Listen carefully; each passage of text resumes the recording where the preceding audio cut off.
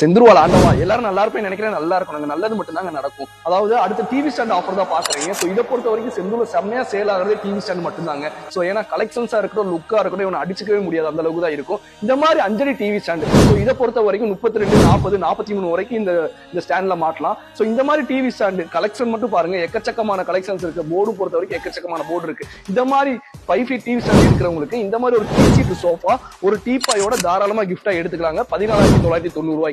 இதே உங்களுக்கு 6 அடியா இருந்தா இந்த மாதிரி அது 6 அடி கலெக்ஷன்ஸ் பாருங்க, எக்கச்சக்கமா இருக்கும். இந்த மாதிரி 6 அடி டிசைன்ஸ் இதை பொறுத்த வரைக்கும் போர்டு எக்கச்சக்கமா இருக்கு. சோ இதுல வந்து பாத்தீங்கன்னா ஒரு 50, 55 வரைக்கும் மாத்தலாங்க. சோ இதை பொறுத்த வரைக்கும் இதை எடுக்கிறவங்களுக்கு இந்த மாதிரி 3 சீட் சோஃபா, இந்த மாதிரி 3 சீட் லேயர் சோஃபா தாராளமா கிஃப்டா எடுத்துக்கலாம். ஒரு டீப்பாயோடங்க.